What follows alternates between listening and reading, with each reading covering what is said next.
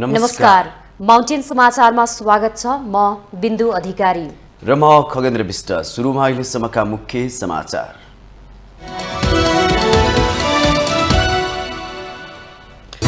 स्रोत खुलाउन नसकेको सम्पत्तिमा कर निर्धारण गरेर वैध बनाउन दिने विधेयक प्रतिनिधि सभामा प्रस्तुत। अपराधबाट आर्जित सम्पत्ति वैध बनाउने व्यवस्था नगरेको सरकारको स्पष्टीकरण। राष्ट्रपतिका लागि शक्ति राष्ट्रहरूले प्रत्यक्ष रूपमै भूमिका खेल्न थालेको राष्ट्रिय जनमोर्चाका अध्यक्ष केसीको दाबी। एमाले रबर स्ट्याम्प राष्ट्रपति चाहेको कांग्रेसको आरोप। गृहमन्त्री नियुक्त गर्न प्रधानमन्त्रीलाई संसदबाट दबाव। प्रधानमन्त्री नै सबै मन्त्रालयमा हुने भए अरू मन्त्रालय किन बनाएको भन्दै सांसदले उठाए प्रश्न। गोङ्ग बोमा घटनाको गम्भीर रूपमा छानबिन गर्न सुरक्षा अङ्गका प्रमुखहरूलाई प्रधानमन्त्री प्रचण्डको निर्देशन। आगजनी र लुटपाटमा संलग्न 10 जना पक्राउ। प्रतिनिधि सभाका सांसद फौजदारी अभियोगमा थुनामा परेपछि मात्र निलम्बनमा पर्ने। अघिल्लो संसदमा नटुङ्गिएको महाअभियोग 1/4 सांसदले बिताउन सक्ने। न्युजिल्यान्डमा ग्रेविल नामक चक्रवातबाट व्यापक क्षति। एक बालक सहित 4 जनाको मृत्यु। 10,000 भन्दा धेरै व्यक्ति विस्थापित। र नेपाल र भारत बीच 2 मध्ये पहिलो महत्वपूर्ण महिला फुटबलमा बराबरी। 2 गोलले पछि परेको नेपालका लागि दुवै गोल सावित्रा भण्डारीको नाममा।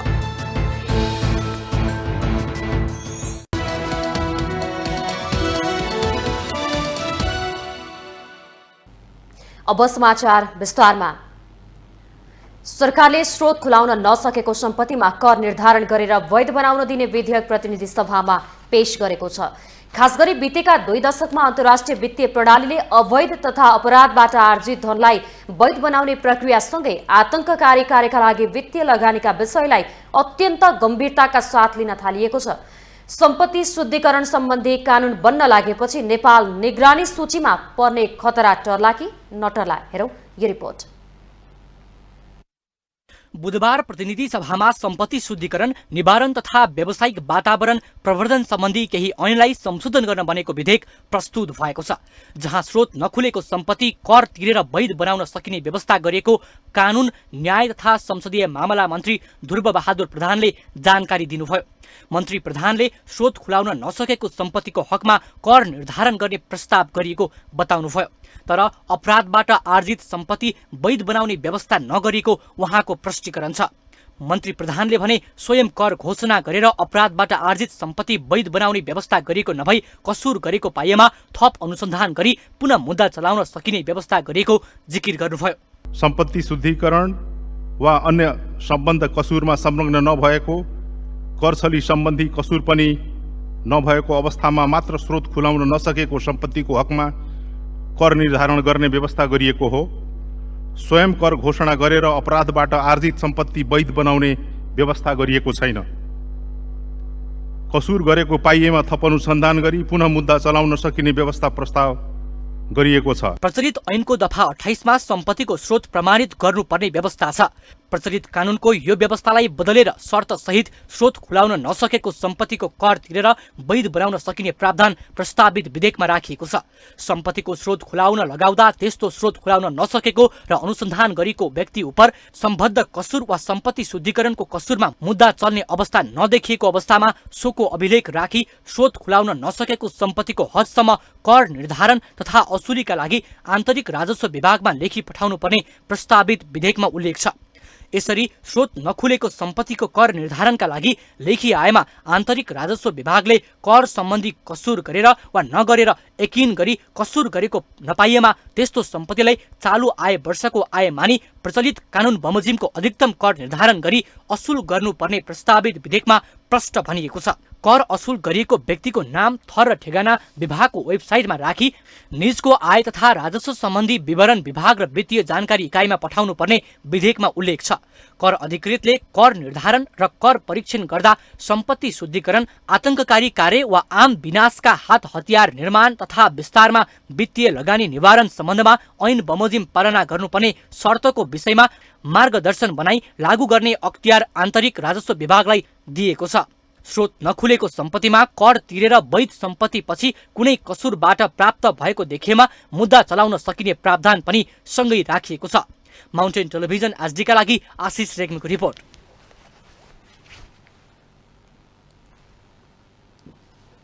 राष्ट्रिय जनमोर्चाका सांसद चित्रबहादुर केसीले शक्ति राष्ट्रहरूले राष्ट्रपतिको चुनावमा प्रत्यक्ष रूपमै भूमिका खेलेको दावी गर्नु भएको छ।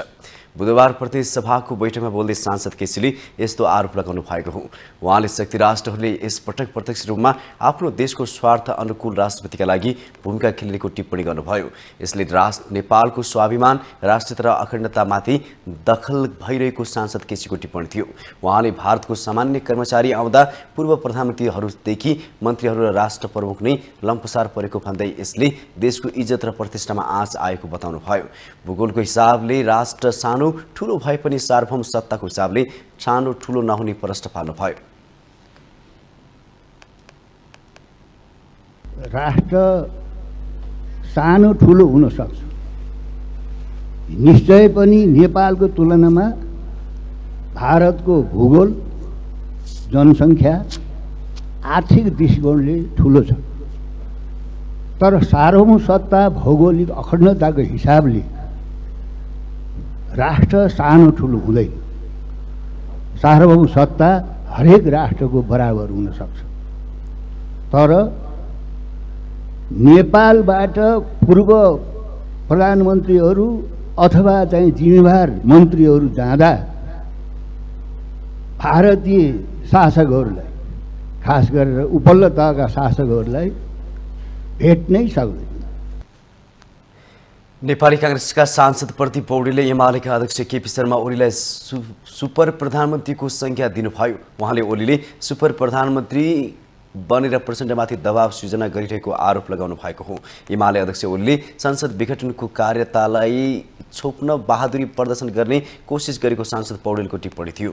उहाँले वर्तमान सरकारलाई बालकोटमा हतारमा प्रसाद थाप्न बनेको गठबन्धनको रूपमा चित्रित गर्नुभयो। एमालेले राष्ट्रपति नभई रबर स्ट्याम्प आफ्नै घरमा लाल मोहर लाएर राखिदिने र आवश्यक परे सचिव पनि लुकाइदिने राष्ट्रपति चाहेको आरोप लगाउनुभयो। यहाँ राष्ट्रपति चाहिएको होइन, यहाँ रबर स्ट्याम्प राष्ट्रपति चाहिएको छ। यहाँ आफ्नै घरमा लाल मोहर ल्याएर राखिदिने राष्ट्रपति चाहिएको छ। आवश्यकता पर्यो भने सचिव पनि लुकाइदिने राष्ट्रपति चाहिएको छ। त्यस्तो राष्ट्रपतिको प्रतिवादमा कांग्रेस उत्रिँदै गर्दा कांग्रेसले ढोक्सा थापेको भनेर मानिन्छ भने हामी त्यो ढोक्सा राम्रोसँग थाप्न तयार छौँ। संवैधानिक मर्यादाको रक्षा गर्नका निम्ति, देशको अभिभावक राष्ट्रपति पद हो भन्ने स्थापित गर्नका निम्ति, संविधानका सम्पूर्ण मान्यताहरू अक्षुण्ण राख्न दत्तचित्त हुने व्यक्ति राष्ट्रपति बनाउनका निम्ति नेपाली कांग्रेस प्रतिबद्ध छ। सांसद पौडेलले संविधानको रक्षा गर्ने व्यक्तिलाई राष्ट्रपति बनाउन कांग्रेस प्रतिबद्ध रहेको बताउनु भयो।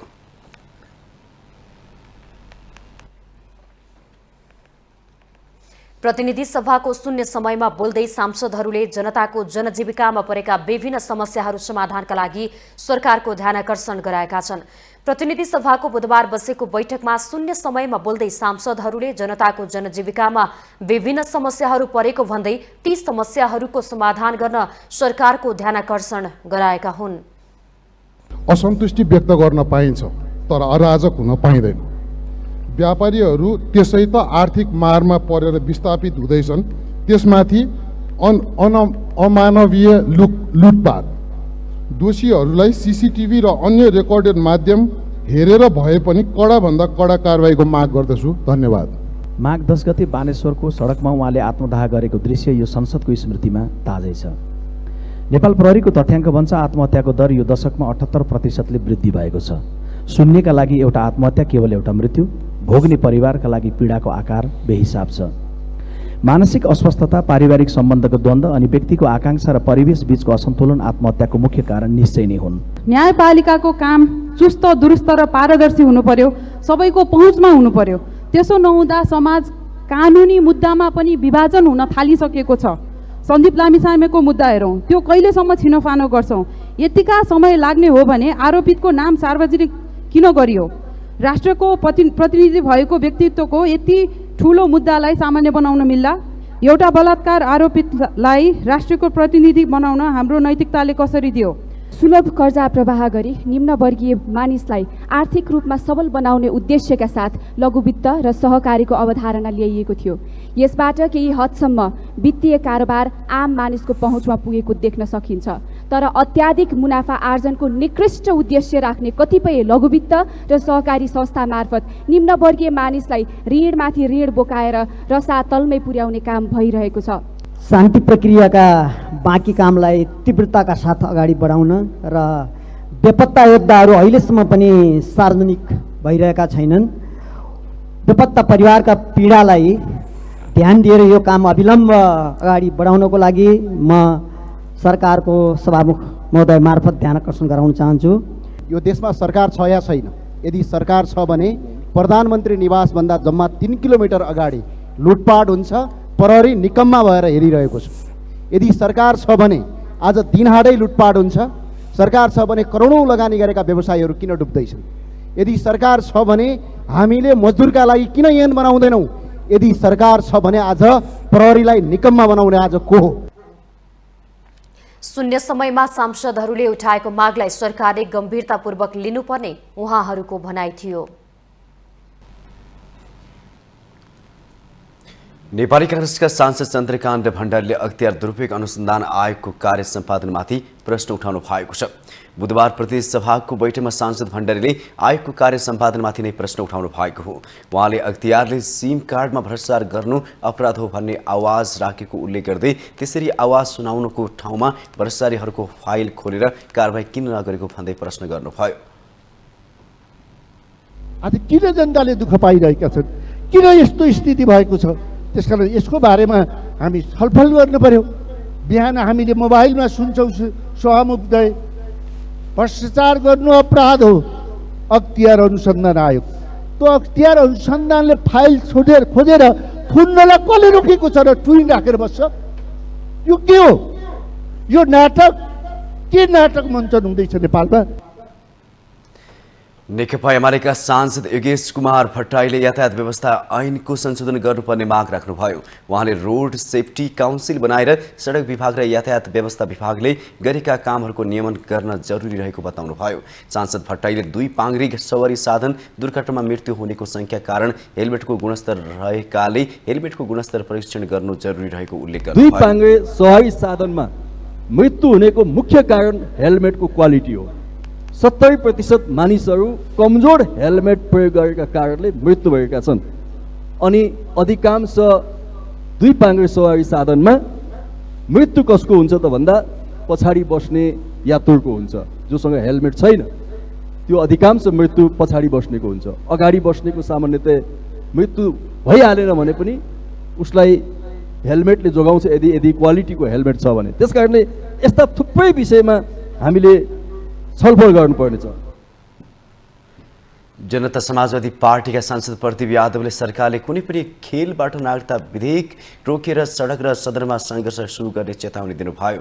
उहाँले आवाजविहीनको आवाज कसले सुनिदिने भन्दै प्रश्न गर्नुभयो। सांसद यादवले जन्मसिद्ध नागरिकताका सन्तानहरू नागरिकता नपाएर रुँदै आएको भन्दै उनीहरूलाई न्याय दिन ढिलाइ गर्न नहुने बताउनुभयो। यो जन्मसिद्ध नागरिकका सन्तानका आवाज कसले सुनिदिने?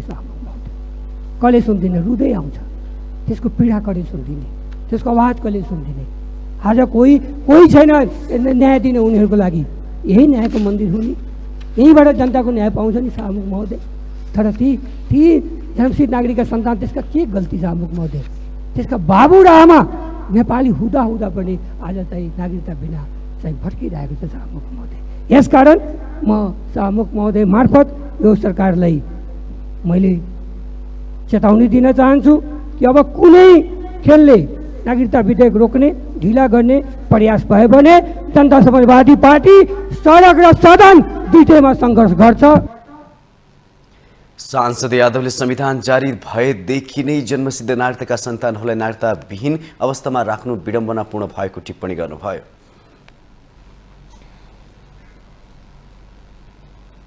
प्रधानमन्त्री पुष्पकमल दाहाल प्रचण्डले सोमबार दिउँसो काठमाडौँको गोङ्गबुमा भएको घटनाको गम्भीर रूपमा छानबिन गर्न सुरक्षा अङ्गका प्रमुखहरूलाई निर्देशन दिनुभएको छ। बुधबार दिउँसो प्रधानमन्त्री तथा मन्त्री परिषदको कार्यालय सिंहदरबारमा बोलाएर प्रधानमन्त्री प्रचण्डले घटनाको छानबिन गर्न र अन्यायमा परेका सबैले न्याय पाउने गरी कारबाही गर्न निर्देशन दिनुभयो। गोङ्गबुमा सोमबार भएको घटनालाई आफूले गम्भीर रूपमा लिएको उहाँको भनाइ थियो। राजधानीमै यस प्रकृतिका घटना हुँदा राज्यले गम्भीर रूपमा लिनुपर्छ भन्दै प्रधानमन्त्री प्रचण्डले घटनाको पृष्ठभूमि केलाएर दोषी पत्ता लगाई पीडितलाई न्याय पाउने वातावरण बनाउन निर्देशन दिनुभयो।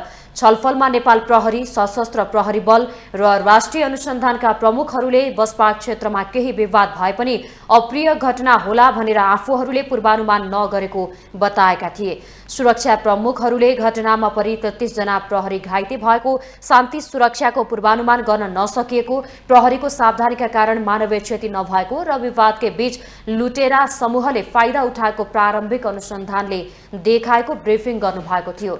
छलफलमा प्रधानमन्त्रीका प्रमुख राजनीतिक सल्लाहकार, नेपाल सरकारका मुख्य सचिव, गृह सचिव, प्रधानमन्त्री कार्यालयको तर्फबाट शान्ति सुरक्षा हेर्ने सचिवहरूको उपस्थिति रहेको थियो।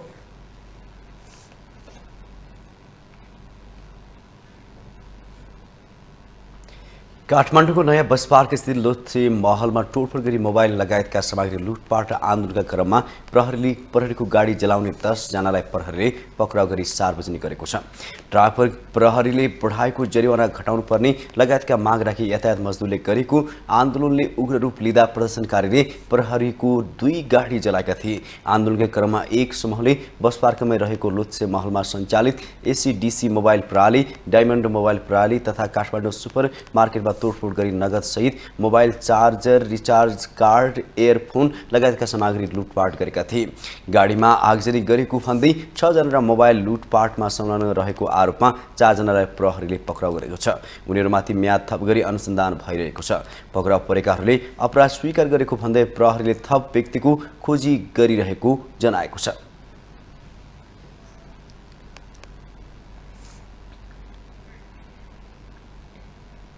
माउन्टेन समाचारमा पालो भएको छ ब्रेकको।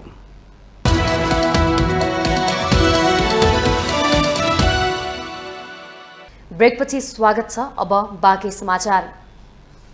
नेपाली कांग्रेसका सांसद अर्जुन नरसिंह केसीले सर्वोच्च अदालतमा प्रधान न्यायाधीश सिफारिस प्रक्रिया अगाडि बढाउन सरकारको ध्यानाकर्षण गराउनु भएको छ। बुधबारको प्रतिनिधि सभा बैठकमा समय माग गरी बोल्दै सांसद केसीले सर्वोच्च अदालत कायम मुकायमको नेतृत्वमा हुँदा सर्वोच्च अदालतमा मनोवैज्ञानिक र संस्थागत असर पर्ने जिकिर गर्नुभयो। उहाँले विधिको शासन पालनका निम्ति सर्वोच्च अदालतलाई पूर्णता दिने काम तत्कालै प्रारम्भ गर्न सरकारलाई आग्रह गर्नुभयो। त्यस्तै पूर्व प्रधान न्यायाधीश चोलेन्द्र शमशेर जबरामाथि लागेको महाअभियोग अनिर्णित भएको भन्दै सांसद केसीले यसो हुनु विधि विहीनताको पराकाष्ठा भएको टिप्पणी गर्नुभयो। जो महाअभियोग वाला प्रस्ताव छ त्यो अहिलेसम्म टुङ्गो नलाग्न सकेको स्थिति छ। म जुरिस्प्रुडेन्सको सर्वमान्य सिद्धान्ततिर संसदको ध्यानाकर्षण गर्न चाहन्छु। सभामुख महोदय, law does not recognize any individuals of group of individuals, whether it is prime minister or commoner, it goes in its course भनेर भन्छ। यो अहिलेसम्म यसको कुनै पनि खालको निराकरण नहुनु, वास्तवमा अहिले हाम्रो संविधानमा त्यसको सम्बन्धमा कहीँ कुनै उल्लेख छैन। संविधानको धारा 111 को 10 मा स्वतः जतिवटा कानुनहरू छन् पहिलो संसदमा भएको स्वतः निष्क्रिय हुने व्यवस्था छ। त्यसैगरी समय माग गरी बोल्दै कांग्रेस सांसद प्रकाश शरण महतले बालाजु बसपार्क क्षेत्रमा भएको घटनाको निन्दा गर्नुभयो। दिन दहाडै लुटपाट मचिँदा पनि सरकारले सुरक्षाको प्रत्याभूति दिन नसकेको उहाँको आरोप थियो। सांसद महतले मजदुरको नाममा अरू नै पसेर लुटपाट मचाएको शंका व्यक्त गर्नुभयो।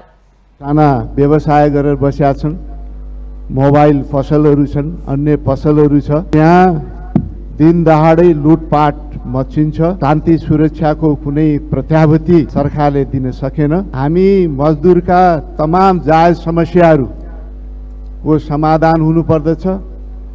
बस पार्क व्यवस्थित हुनुपर्छ र न्यायोचित रूपमा सबै मिनी बसदेखि लिएर बस व्यवसायीहरूले त्यहाँ कानुन र नियम अनुसार काम गर्न पाउनुपर्दछ। नेपाल मजदुर किसान पार्टीका सांसद प्रेम सुब्बाले सरकारले फागुन 1 गते जनयुद्ध दिवसको बिदा दिएको प्रति विरोध जनाउनु भयो। उहाँले कृषि, स्वास्थ्य, रोजगारी, शिक्षा, ऊर्जा र देशको सुरक्षालाई परनिर्भर बनाउनु जनयुद्धको उपलब्धि हो भनी प्रश्न समेत गर्नुभयो। दिवसमा बिदा दियो। जनयुद्ध दिवसको उपलब्धि के हो? कृषि, स्वास्थ्य, रोजगारी, शिक्षा, ऊर्जा, देशको सुरक्षा परनिर्भर बनाउनु जनयुद्धको उपलब्धि हो र राष्ट्रपतिको भ्रमणमा शीतल निवासबाट बानेश्वरसम्मको यात्रामा सडक जाम हुँदा म आफै 2 घण्टा फसेँ। लाख जनतालाई शान्ति भयो। राष्ट्रपतिको यात्रा सडक जाम नहुने गरी गृहमन्त्रीको जिम्मेवारी लिनुहुने प्रधानमन्त्रीजीले किन गर्न सक्नु भएन? उहाँले सडक जाम नगरी राष्ट्रपतिको सवारी गराउन गृहमन्त्रीको समेत जिम्मेवारीमा रहनुभएका प्रधानमन्त्रीले किन नसकेको हो सो सम्बन्धमा संसदलाई जानकारी गराउन माग गर्नुभयो।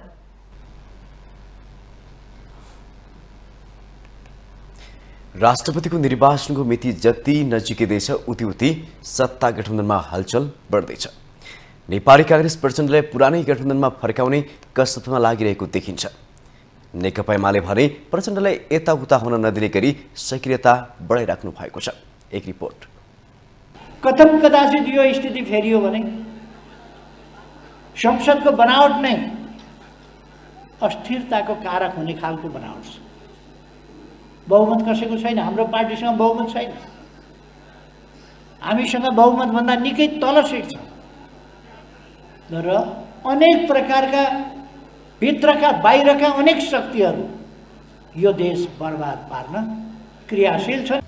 मंगलबार अनेरा सोभिको 23औं राष्ट्रिय महाधिवेशनको उद्घाटन समारोहलाई सम्बोधन गर्दै एमाले अध्यक्ष केपी शर्मा ओलीले सत्ता गठबन्धन भत्कने शंका यसरी गर्नुभयो। उहाँले अहिलेको संसदको बनावट अस्थिरताको कारक हुने खालको भन्दै निर्वाचन प्रणाली मार्फत पनि घुमाउरो तरिकाले संकेत गर्नुभयो। प्रतिनिधि सभामा पहिलो र दोस्रो ठूलो दलको शक्ति संघर्षमा भरपूर लाभ लिनु भएको छ प्रचण्डले। त्यसमाथि राष्ट्रपति चुनाव नजिकै गर्दा उहाँले नयाँ शर्तहरू तेर्स्याएर कांग्रेस र एमाले दुवैसँग बार्गेनिङ त गर्दै हुनुहुन्न। कतिपय यसलाई प्रचण्डको 5 वर्ष नै प्रधानमन्त्री बन्ने दाउका रूपमा पनि लिएका छन्। त्यसो त प्रचण्डलाई एमाले प्रधानमन्त्रीमा समर्थन गर्दा बालकोटको कोठामा राष्ट्रपति एमालेलाई दिने भद्र सहमति भएको थियो। तर प्रचण्डले पछिल्लो समय राष्ट्रिय सहमति अनुसार साझा व्यक्तिलाई राष्ट्रपति बनाउनु पर्ने विषय अघि सारेपछि गठबन्धनभित्र हलचल आएको छ। प्रधानमन्त्री प्रचण्डलाई अहिलेको सत्ता गठबन्धन कम्फर्टेबल नभएको टिप्पणी भइरहेका बेला पुरानै गठबन्धन बिउत्याउने प्रयासहरू सतहमै देखिन थालेका छन्। मुखैमा आएको सत्ता गुमाएको कांग्रेसले प्रमुख प्रतिपक्षी दलको हैसियत समेत दाउमा राखेर राष्ट्रपति चुनावमा ढोक्सा थापेको सार्वजनिक रूपमै बताइसकेको छ। अहिले यसलाई सबैलाई अवगत भएको कुरा हो। राष्ट्रपतिको निर्वाचनमा हाम्रो उम्मेदवारलाई वा कन्सस बनाउने पनि तिर पनि हामी जान्छौँ र हाम्रो उम्मेदवारलाई निर्वाचित गराउनका निम्ति सबै राजनीतिक पार्टीहरूसित हामी छलफल पनि गरिरहेका छौँ। इभन हामीले आदरणीय केपी ओलीसित पनि यसको बारेमा कुरा गर्छौँ। सरकारलाई विश्वासको मत दिएर सत्ता गठबन्धनमा विग्रहको बिउ रोप्न कांग्रेस सफल भएको छ। यसअघि एक अर्काको कटु आलोचक प्रचण्ड ओली केवल सत्ता स्वार्थका लागि मात्रै अहिले एकै ठाउँमा उभिएको देखिन्छ। कांग्रेसले विश्वासको मत दिएपछि प्रधानमन्त्री प्रचण्डले राष्ट्रपतिमा राष्ट्रिय सहमति खोज्नुपर्ने जोड दिनुले भविष्यको राजनीतिका चित्रहरू बिस्तारै खुल्दै गइरहेका छन्। कांग्रेसले विश्वासको मत दिएपछि परिस्थिति बदलिएको माओवादीको बुझाइ छ। दुईटा प्यारल खालको विषय भएको भए एउटा कुरा हुन्थ्यो। त्यो त होइन त। यो त खालि के मात्रै हो त भन्दाखेरि चाहिँ तपाईको सरकारमा रहेका घटकहरूको बीचको जो सहमति हो हैन र अबको परिवेशमा परिस्थिति बदलिएको हुनाले फराकिलो सहमति खोज्नुपर्ने भएको हुनाले सबैको बीचमा सहमति खोजौँ भन्ने कुरा हो चाहिँ।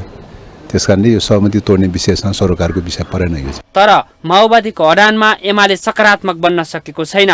सत्ता गठबन्धनमा एकमत हुन नसक्दा सुदूरपश्चिम प्रदेश सरकार गुमाएको एमाले पुस 10 को सहमति अनुसार राष्ट्रपतिमा पनि प्रचण्डले अड्को थापेपछि सशंकित बनेको छ। यदि कमरेड प्रचण्डले जुन समझदारीका आधारबाट उहाँ प्राइम मिनिस्टर बन्नुभयो त्यही समझदारीबाट नेकपा एमालेको उम्मेदवारलाई राष्ट्रपति बनाउने कुरामा उहाँले असहजता प्रस्तुत गर्नुभयो भने यो राजनीतिक बेइमानी हुन्छ। राजनीतिक इमान्दारिता यहाँ देखिँदैन। त्यसकारणले गर्दा यो राजनीतिक इमान्दारिता निष्ठाको पनि परीक्षण काल हो मलाई लाग्छ उहाँले विभिन्न खालका घटनाक्रमले अलिकति विषयवस्तुलाई बिगार्न खोजेको देखिन्छ। तथापि पनि उहाँ मलाई लाग्छ गलत खालको परिबन्धमा जे पार्न खोजिएको छ त्यहाँ पर्नुहुन्न भन्ने हामी विश्वस्त छौँ। देशको राजनीतिमा आन्तरिक खेलाडीहरूको मात्र सक्रियता छैन, बाह्य सक्रियता पनि बढ्दो छ। चीनको भित्रभित्रै सक्रियता छ। भारत, अमेरिका, युरोपेली युनियन लगायतका उच्च अधिकारीहरूको ओहोर दोहोर पनि बाक्लो छ। आन्तरिक र बाह्य चलखेलले चाँडै राजनीतिमा नयाँ घटना विकास हुने देखिँदैछ। माउन्टेन टेलिभिजन एचडीका लागि क्यामेरामा केशव श्रेष्ठका साथमा बटुकराज गिरीको रिपोर्ट। प्रधानमन्त्री पुष्पकमल दाहाल प्रचण्डले आफ्नो कार्यकालमा राष्ट्रिय मानवाधिकार आयोगलाई संस्थागत र संरचनागत रूपमा बलियो बनाउने बताउनु भएको छ। बुधबार दिउँसो राष्ट्रिय मानवाधिकार आयोगका पदाधिकारीसँग सिंहदरबारमा भएको बैठकमा प्रधानमन्त्रीले उक्त कुरा बताउनु भएको हो। नेपालको राष्ट्रिय र अन्तर्राष्ट्रिय छवि राष्ट्रिय मानवाधिकार आयोगको स्थितिबाट नापिने भन्दै प्रधानमन्त्री प्रचण्डले आयोगको सामर्थ्यका आधारमा मुलुकको अवस्था मूल्याङ्कन हुने गरेको उल्लेख गर्नुभयो। मानवाधिकारप्रति संवेदनशील बनी लोकतन्त्र र लोकतान्त्रिक प्रणालीलाई बलियो बनाउने कुरामा आफू गम्भीर रहेको उहाँको भनाइ थियो। प्रधानमन्त्री प्रचण्डले आयोगका 7वटै प्रदेशका संरचना पनि बलियो बनाएर लोकतन्त्र, कानूनी राज्य र जनताको मानवाधिकारलाई संरक्षण र प्रवर्धन गर्नुपर्नेमा जोड दिनुभयो। बैठकमा आयोगका पदाधिकारीहरूले संघीय संरचना अनुसार आयोगको पुनर्संरचना आवश्यक रहेको बताउनुभयो। स्रोत र पर्याप्त बजेटका निम्ति सरकारसँग सहयोगको अपेक्षा गरिएको भन्दै उहाँहरूले आयोगका निम्ति आवश्यक पर्ने ऐनहरू र नियमावली निर्माणलाई प्राथमिकतामा राख्न प्रधानमन्त्रीलाई आग्रह गर्नुभएको थियो। छलफलमा प्रधानमन्त्री प्रचण्डले आयोगका सबै मागलाई आफूले योजनाबद्ध रूपमा पूरा गर्ने प्रतिबद्धता समेत व्यक्त गर्नुभयो।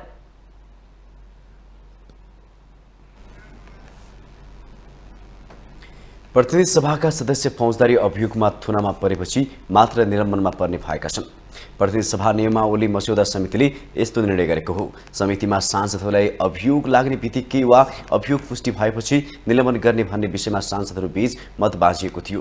बैठकमा केही सांसदहरूले अभियोग लाग्ने बित्तिकै सांसदलाई निलम्बन गर्नुपर्ने धारणा राखेका थिए भने केही सांसदहरूले अभियोग पुष्टि नहुँदासम्म सांसदको पद निलम्बन गर्न नहुने अडान राखेका थिए। लामो छलफलपछि बैठक यस्तो निर्णय गरिएको हो। यो निर्णयसँगै अब सांसदहरूमाथि लागेको आरोप पुष्टि भएपछि वा थुनामा परेपछि मात्रै सांसद पद निलम्बनमा पर्ने भएको हो। सांसदहरूलाई राजनीतिक प्रतिशोधका लागि आरोप लगाएर दुःख दिने प्रवृत्ति बढेको भन्दै सांसदहरूले आरोप पुष्टि भएपछि मात्र निलम्बन गर्ने व्यवस्था गर्न समितिमा आग्रह गरेका थिए। त्यस्तै महाअभियोगको विषयमा पनि दलहरूबीच सहमति जुटेको छ। संसदको कार्यकाल सकिँदा महाअभियोग के हुने भन्नेमा दलहरूबीच सहमत जुट्न सकेको थिएन। दलहरूको सहमति अनुसार अब सबै महाअभियोग दर्ता भएको 5 महिनाभित्र टुङ्गो लगाइसक्नु पर्नेछ। तर प्रतिनिधि सभाको कार्यकाल सकिन 5 महिनाभन्दा कम समय बाँकी रहेको अवस्थामा आयोगको महाअभियोग टुङ्गो नलागी नयाँ संसदको 1/4 सांसदले बिउताउन सक्ने प्रावधान राखिएको छ।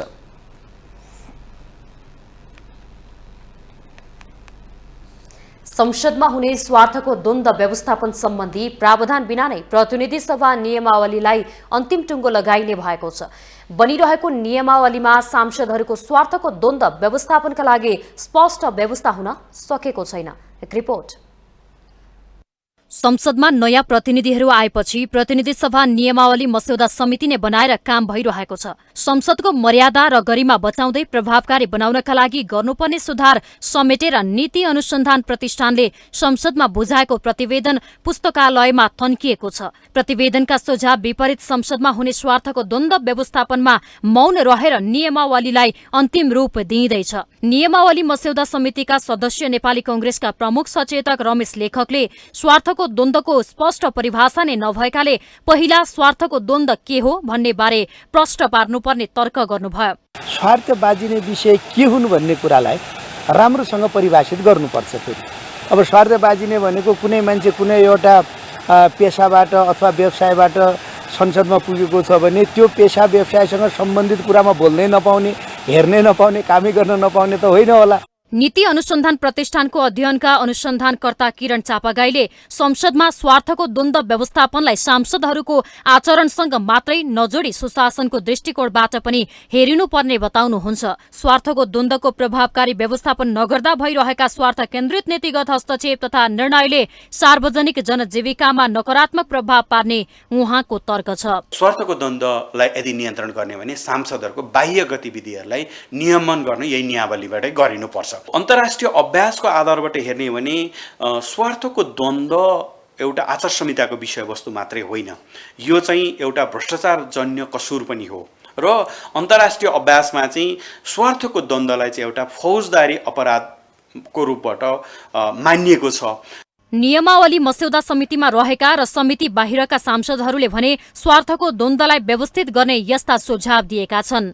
यहाँ साथीहरू अनुभव र स्वार्थ बाजिने कुरालाई एउटै भनेर कुरा गरिरहेछन्, त्यस्तो होइन। अनुभव एउटा कुरा हो, स्वार्थ बाजिने अर्को कुरा हो। स्वार्थसँग घाटा फाइदाको कुरा हुन्छ, अनुभवसँग गर्ने कुरा हुन्छ होइन। यो कुरा छुट्याएर यसलाई चाहिँ स्ट्रिक्टली नै रोक्नुपर्छ भन्ने लाग्छ मलाई। यहाँ अब जुन प्रश्न द्वन्द्व व्यवस्थापन भन्ने कुरा आयो, अब हाम्रो जनताप्रतिको दायित्व र राष्ट्रप्रतिको दायित्व र जिम्मेदारी अनुसार हामीले राष्ट्रिय एजेन्डा, जनताका एजेन्डाहरूलाई हामीले आफ्नो पार्टीको तर्फबाट अथवा जनप्रतिनिधि स्वयं व्यक्तिको तर्फबाट हामीले छलफल गर्नुपर्ने हुन्छ र राष्ट्रिय मुद्दाहरू, राष्ट्रिय अन्तर्राष्ट्रिय विषयहरू पनि हुन्छन्। त्यस विषयमा हामीले देश र जनतालाई केन्द्रमा राखेर हाम्रो छलफल हुने व्यवस्था गर्नुपर्छ। पहिलो कुरा भनेको सम्पत्ति विवरणको कुरा, जुन सांसदको पनि मन्त्रीको पनि हाम्रो गर्नुपर्छ भन्दा हामीले त्यो त भर्छौँ, तर त्यसलाई सार्वजनिक गर्न चाहिँ खोजी भयो भने मात्रै गर्ने प्रचलन छ, नभए नगर्ने छ। त्यो हिसाबले त्यसलाई पनि गर्नुपर्छ। अर्को कुरा जस्तो म सांसद भइरहँदा म कहाँ जाने कहाँ नजाने भन्ने कुराको रेकर्ड कहाँ रहने, म कहाँ छु भन्ने कुराको रेकर्ड कहाँ रहने, यसलाई अलिकति कानुनी रूपमा परिभाषित गर्नुपर्छ कि भन्ने विषय उठिरहेको छ। स्वार्थ बाजिने भन्ने विषय के हो, कुन कुन अवस्थामा स्वार्थ बाजिएको मानिन्छ भन्ने कुरा कानुनी रूपमा क्लियर भयो भने हामीलाई यसबारे नियमावली बनाउन सजिलो हुन्थ्यो। प्रतिनिधि सभा नियमावली मस्यौदा समितिको बैठकमा संसदमा स्वार्थको द्वन्द्वका सम्बन्धमा छलफल भए पनि विषयगत समितिमा पृष्ठभूमि मिलेका सांसदलाई नराख्ने बाहेक अन्य विषयमा कुनै पनि व्यवस्था गरिएको छैन। तर अधिकांश सांसदहरूले स्वार्थको द्वन्द्वको स्पष्ट परिभाषा गरेर सोही अनुसारको व्यवस्था नियमावलीमा गर्नुपर्ने धारणा राख्दै आएका छन्। माउन्टेन टेलिभिजन एचडीका लागि बिन्दु अधिकारीको रिपोर्ट। माउन्टेन समाचारमा पालो भएको छ ब्रेकको।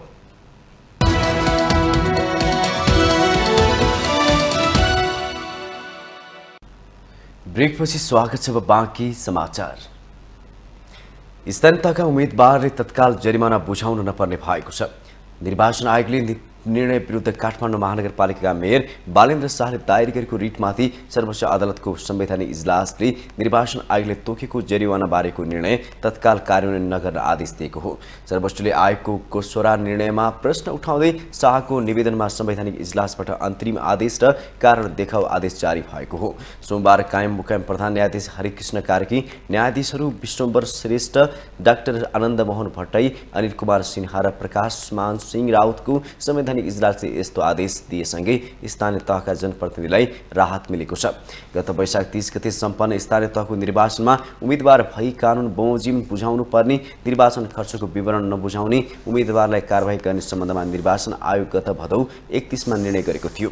निर्वाचन खर्चको विवरण नबुझाएको कारण आयोगले 1,23,650 जना उम्मेदवारलाई कारबाही स्वरूप 1,50,000 देखि 7,50,000 सम्म जरिवाना गर्ने निर्णय गरेको थियो।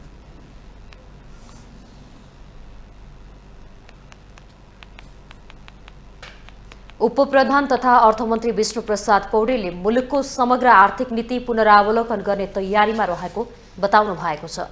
अर्थमन्त्री पौडेलले मुलुकभित्र नै उत्पादन वृद्धि, रोजगारी सृजना, राष्ट्रिय आयमा वृद्धि र आयात प्रतिस्थापन गरी निर्यात वृद्धि गर्नका लागि भए पनि समग्र आर्थिक नीतिकै पुनरावलोकन गर्ने पक्षमा रहेको बताउनु भएको हो। आयात प्रतिस्थापन, निर्यात प्रवर्धन, रोजगारी सृजना, उत्पादन वृद्धि गर्ने भन्दै आए पनि अपेक्षा अनुसार नतिजा आउन नसकेको उहाँले स्वीकार गर्नुभयो। उहाँले विगतमा नेपाल कतिपय वस्तुहरूमा आत्मनिर्भर रहेको भन्दै अहिले ती वस्तुहरूमा पनि परनिर्भरता बढ्दै गएको बताउनुभयो। आयात प्रतिस्थापन गर्ने, निर्यात प्रवर्धन गर्ने, रोजगारी सृजना गर्ने, उत्पादन वृद्धि गर्ने हामीले भनिआएका पदावलीहरू हुन्। तर भनिआएका छौँ तर अपेक्षित नतिजा प्रकाशित भएको छैन।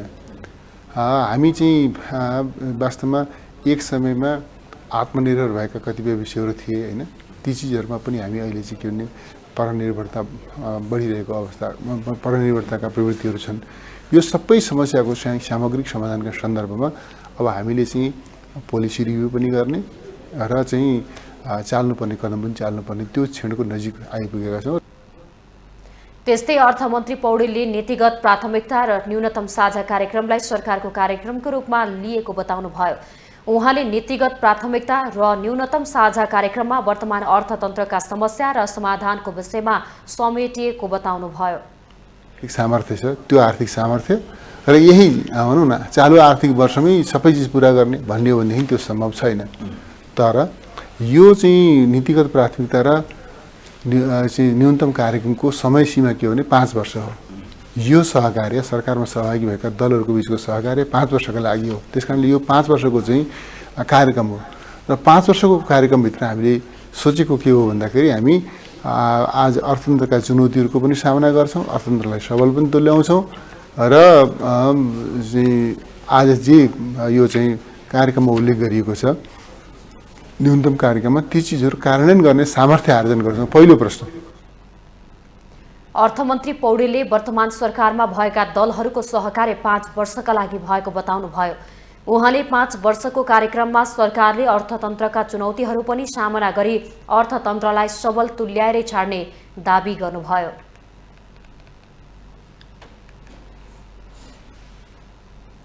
नेपाल बैंकर्स संघका अध्यक्ष सुनिल केसीले तत्काल एकल बिन्दुमा ब्याज दर कायम गर्न नसक्ने बताउनु भएको छ। बुधबार नेपाल बैंकर्स संघले आयोजना गरेको अन्तर्क्रियामा अध्यक्ष केसीले आर्थिक सूचकहरूमा देखिएको सुधारले बिस्तारै ब्याज दर घट्ने अवस्था नदेखिए पनि तत्काल एकल बिन्दुमा ब्याज दर कायम गर्न सक्ने अवस्था नरहेको प्रश्न पार्नुभयो। अर्थतन्त्रमा केही राम्रो संकेत देखिए पनि बैंकहरू दबावमा नै रहेको उहाँको भनाइ थियो। अध्यक्ष केसीले संसारभर ब्याज दर बढिरहेको भन्दै नेपालमा पनि त्यसको प्रभाव परेको बताउनु भयो।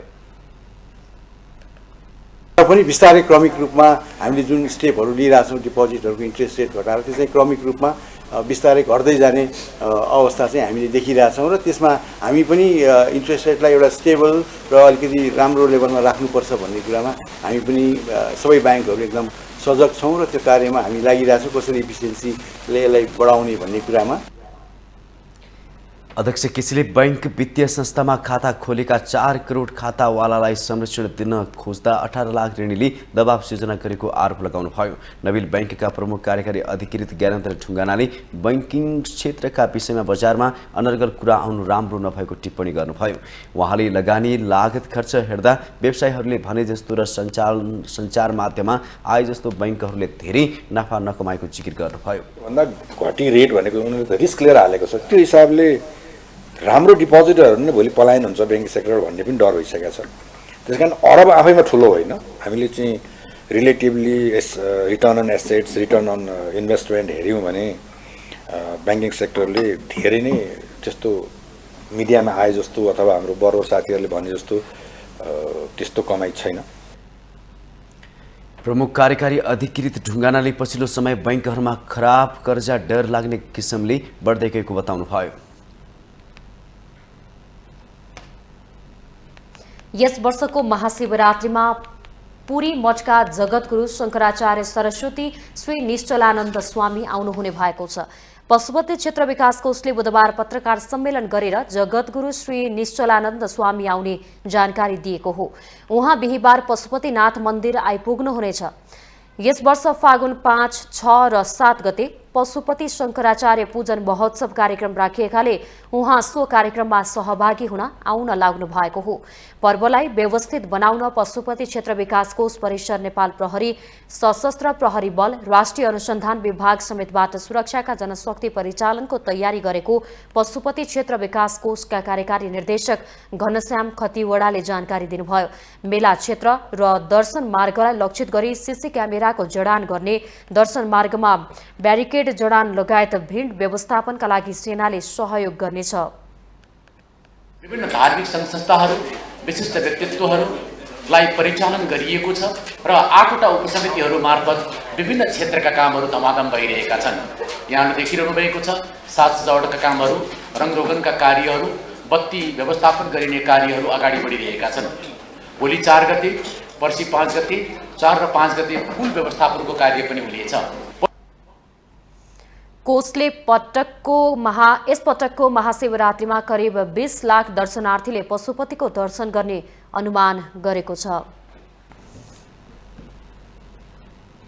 48 दिनदेखि काठमाडौँमा आन्दोलनरत बाँकेका महिला अधिकार कर्मीहरूले तत्कालका लागि आन्दोलन स्थगित गरेका छन्। विगत लामो समयदेखि निर्मला कुर्मीको हत्यारालाई कारबाहीको माग गर्दै काठमाडौँको माइतीघरमा आन्दोलन गर्दै आएका उनीहरूले तत्कालका लागि बुधबारबाट आन्दोलन स्थगित गरेका हुन्। मङ्गलबार सरकारसँग 3 बुँदे सहमति भएसँगै उनीहरूले आन्दोलन स्थगित गरेका हुन्।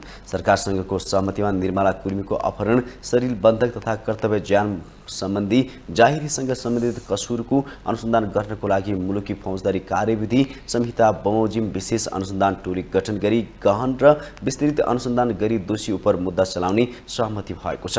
आन्दोलनरत पक्षका व्यक्तिहरूको जीव ज्यानको सुरक्षाको लागि सुरक्षा संयन्त्रको उचित समन्वय र प्रवर्तन गर्ने पनि सहमतिमा उल्लेख छ। अधिकार कर्मीहरू, लोकल र नेशनल मिडियाहरू समेत लागेर निर्मला कुर्मीको न्यायका लागि हामी लगातार हिँड्यौँ र यसमा यति धेरै जोखिम छ कि हामी आफै पनि यहाँहरूलाई भन्नुपर्छ, हामी आफै पनि कतिखेर हामी चाहिँ मर्छौँ, कतिखेर बाँच्छौँ, हाम्रो ठेगान छैन। मैले अहिले हजुरलाई चाहिँ एउटा भिडियो सुनाउला हैन। मान्छेको मूल्य कति हो भन्दाखेरि 5 लाख। हामी आन्दोलनकारीको मूल्य कति हो भन्दाखेरि 5 लाख। 5 लाखमा हाम्रो मूल्य तोकिएको छ। उहाँले निर्मला कुर्मीको न्यायका लागि यसपटक एसएसपी को नेतृत्वमा विशेष टोली बन्ने बताउनु भयो।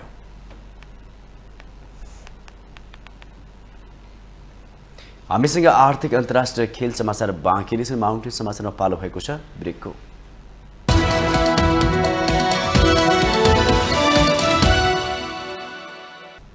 ब्रेकपछि स्वागत छ। अब आर्थिक समाचार।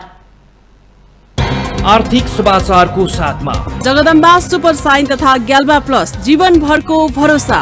प्रस्तुत छ रिद्धि सिद्धि सिमेन्ट, गुणस्तरको नयाँ स्तर।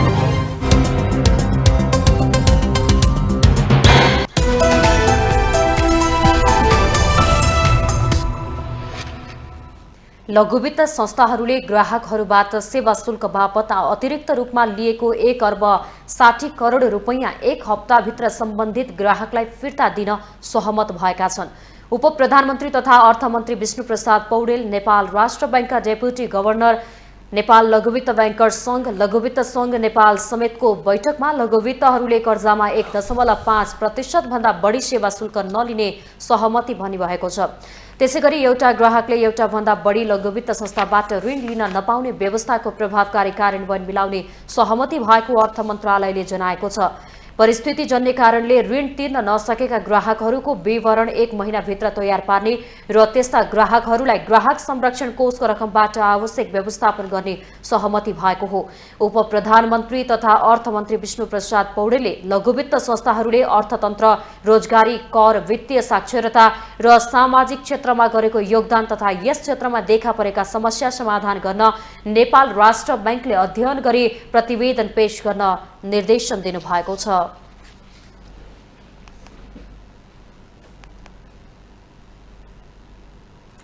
काठमाडौँको भिरकुटी मण्डपमा 8 वृहत राष्ट्रिय छाला जुत्ता तथा वस्तुको प्रदर्शनी सुरु भएको छ। प्रदर्शनीको उद्घाटन गर्दै महिला, बालबालिका तथा ज्येष्ठ नागरिक मन्त्री भगवती चौधरीले नेपाली छाला जुत्ता उद्योगीहरूलाई प्रोत्साहन गरी उत्पादन बढाउने पक्षमा सरकार रहेको बताउनुभयो। बजारमा देखिएको तरलता अभाव लगायतका समस्याबाट निराश नहुन उद्योगी व्यवसायीहरूलाई उहाँको आग्रह थियो। सरकार व्यवसायीहरूको समस्या समाधान गर्ने र अर्थतन्त्रलाई चलायमान बनाउने गरी काम गरिरहेको मन्त्री चौधरीले बताउनुभयो। राज्यको कुनै परिसरमा अथवा हुनसक्छ भिरकुटी मण्डपमा अथवा राज्यको कुनै परिसरमा हामीलाई स्थायी रूपमा प्रदर्शनी गर्न दिनको लागि एउटा ठाउँ चाहियो। तालिम केन्द्रको व्यवस्थापन गर्नको लागि कुनै एउटा ठाउँ चाहियो भन्ने माग राख्नु भएको छ। पक्कै पनि यसमा हामीले केही विचार पुर्याउने नै छौँ र यस्तो कुराहरू यस्तो कुराहरू आउँदा म पनि क्याबिनेटमा यो कुराहरू उठाउनको लागि जोड पनि गर्नेछु। यहाँहरूको इस्यु मुद्दाहरू आइदियो भने त्यो लगिदिने कामहरू पनि गराउने नै छु। विभिन्न उद्योगहरूले उत्पादन गरेका जुत्ताहरू राखिएको प्रदर्शनी फागुन 9 गतेसम्म चल्नेछ। मेलामा छाला, जुत्ता लगायत अल्लु र हेम्पबाट बनेका वस्तुहरू समेत राखिएका छन्।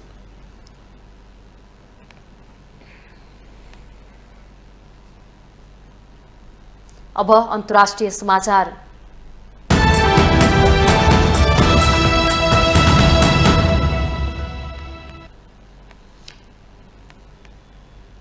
न्युजिल्यान्डमा चक्रवात ग्रेबियलबाट व्यापक क्षति भएको छ भने एक बालक सहित 4 जनाको मृत्यु भएको छ। चक्रवातबाट उत्तरी टापु अधिक प्रभावित भएको छ। उत्तरी टापुको हक्सवेबाट 300 जनालाई उद्धार गरिएको सुरक्षा अधिकारीहरूले जनाएका छन्। जलमग्न घरका छतबाट उनीहरूलाई हेलिकप्टरबाट उद्धार गरिएको हो। चक्रवात क्रमशः कमजोर भएको छ। यद्यपि त्यसबाट करिब 10,500 मानिस विस्थापित भइसकेका छन्। शक्तिशाली आँधी, मुसलधारे वर्षासँगैको बाढी पहिरोले सडक पुल बगाएको छ भने चौपाया मरेका छन्। आवासीय भवनहरू जलमग्न भएका छन्। सरकारले क्षतिको मूल्याङ्कन थालेको छ। केही स्थानमा मानिस घरको छतमा बसेर उद्धारको प्रतीक्षा गरिरहेका छन्। 1000 भन्दा बढी मानिस हराइरहेका छन्। चक्रवात प्रभावित अधिकांश स्थानमा वर्षा रोकिए पनि विद्युत सेवा अवरुद्ध भएको छ। डुबानमा परेका घरबाट पानीको सतह घटिसकेको छैन। रक्षा मन्त्रालयका अधिकारीहरूका अनुसार करिब 15 लाख न्युजिल्यान्डका जनता चक्रवातबाट प्रभावित भएका छन्। 9000 भन्दा बढी विस्थापित भइसकेका छन्। अस्थायी आवासको व्यवस्था मिलाउन युद्ध स्तरमा सुरक्षाकर्मी परिचालन भएका छन्। हालसम्म 3000 अस्थायी आश्रय स्थल निर्माण गरिएको छ। चक्रवात प्रभावित 80,000 घरमा पुनः विद्युत आपूर्तिको व्यवस्था गरिएको भए पनि अझै 1,40,000 मानिस अँध्यारोमा बस्न बाध्य छन्। अति प्रभावित क्षेत्रका बासिन्दालाई खाद्यान्न र पिउने पानी सञ्चय गर्न अनुरोध गरिएको छ। देशमा आपतकाल घोषणा गरेर सरकारले विपद व्यवस्थापन निकायलाई सक्रिय पारेको छ। अर्को सूचना जारी नभएसम्म आफ्ना घरमा नफर्कन मौसम विज्ञान विभागले सुझाएको छ।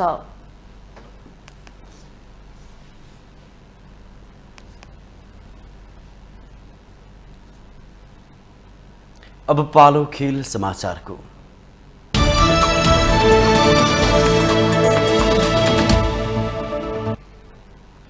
नेपाल र भारत बीचको 2 मध्ये पहिलो मैत्रीपूर्ण महिला फुटबल बराबरीमा रोकिएको छ।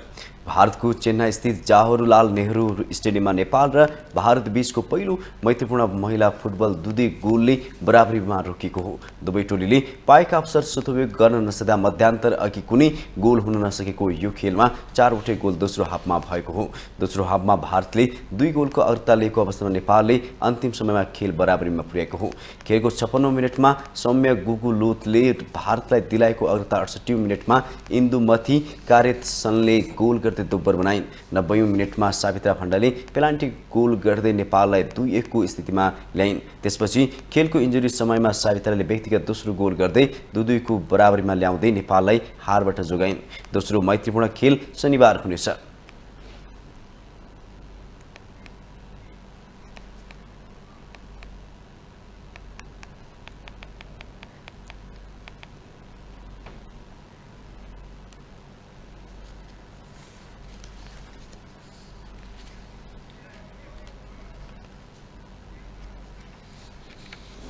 ओपनर जर्ज मुन्सेको शानदार शतकमा आइसिसी विश्वकप क्रिकेट लिग 2 को त्रिकोणात्मक एक दिवसीय अन्तर्राष्ट्रिय सिरिजमा स्कटल्यान्डले नामिबियालाई पराजित गरेको छ। टियु क्रिकेट मैदानमा बुधबार मुन्सेको शतकसँगै स्कटल्यान्डले नामिबियालाई 10 विकेटले पराजित गरेको हो। सिरिजमा नामिबियाको यो लगातार दोस्रो हार हो।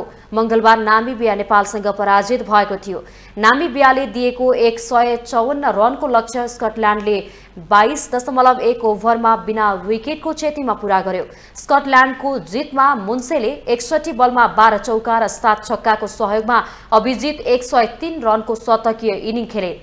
त्यसअघि पहिले ब्याटिङ गरेको नामिबियाले 39.2 ओभरमा अल आउट भएर 153 रन बनाएको थियो। नामिबियाका लागि लोह्यान्डरी लोरेन्स 54 रनमा आउट हुँदा बेनर्ड स्कोलेजले 30 रन बनाए। मिचेल लेक्सले 4 तथा सफियान शरीफ र मार्क वाटले समान 3-3 विकेट लिए। नामिबिया र स्कटल्यान्डले खेलेका पछिल्ला 4 एकदिवसीय अन्तर्राष्ट्रिय खेलमा 3 खेलमा स्कटल्यान्ड विजयी हुँदा 1 खेलमा नामिबिया विजयी भएको छ।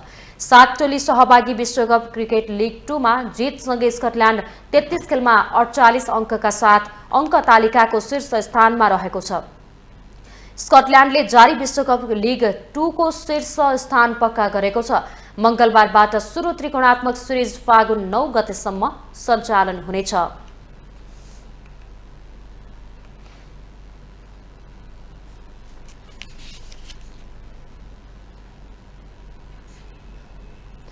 नेपाल प्रहरीको केन्द्रीय अनुसन्धान ब्युरो CIB ले नेपाल T20 लिगमा भएको भनेको स्पट फिक्सिङ सम्बन्धी अनुसन्धान प्रतिवेदन सरकारी वकिलको कार्यालयमा बुझाइएको छ। CIB का अनुसार 10 जनालाई प्रतिवादी बनाएको छ। उनीहरूलाई खेलकुद ऐन अनुसार 3 वर्ष कैद र 50,000 जरिवाना हुनुपर्ने सिफारिस गरिएको छ। नेपाल T20 लिग गत पुस 9 देखि 27 गतेसम्म त्रिवी क्रिकेट मैदानमा कीर्तिपुरमा भएको थियो। प्रतियोगितामा स्पट फिक्सिङ गरेको आरोपमा नेपाली क्रिकेटर आदिल आलम, पूर्व क्रिकेटर महबुब आलम सहित 3 जना पक्राउ परिसकेका छन्। नेपाल T20 लिगको व्यापारिक तथा रणनीतिक साझेदारीका रूपमा नेपाल क्रिकेट संघसँग सम्झौता गरेको विवादित भारतीय कम्पनी 73 स्पोर्ट्सका मालिक जतिन अहुवालिया पनि स्पट फिक्सिङमा प्रत्यक्ष संलग्न रहेको प्रहरी अनुसन्धानबाट खुलेको स्रोतले जनाएको छ।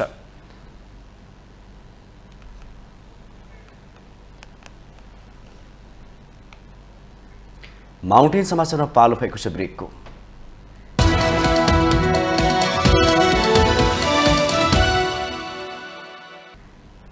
ब्रेकपछि स्वागत छ। यो सँगै हामी माउन्टेन समाचारको अन्त्यमा आइपुगेका छौं। जाँदा जाँदै मुख्य समाचार पुनः एकपटक।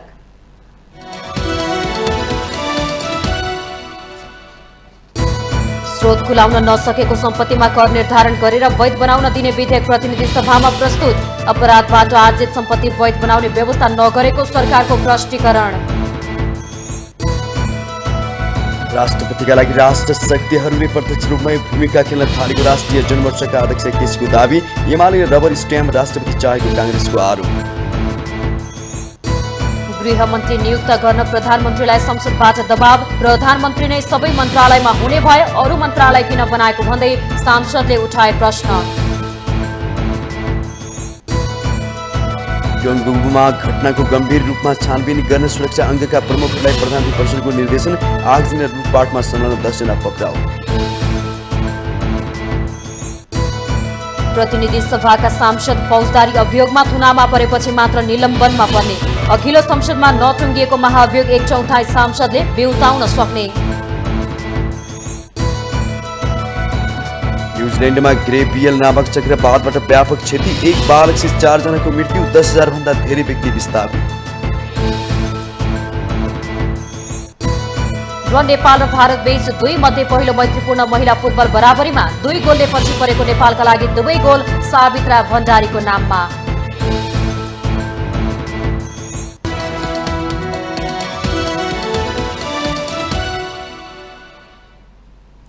माउन्टेन समाचार अहिलेलाई सकियो। सत्य, तथ्य र निष्पक्ष समाचारका लागि माउन्टेन टेलिभिजन HD हेर्दै रहनुहोला। नमस्कार।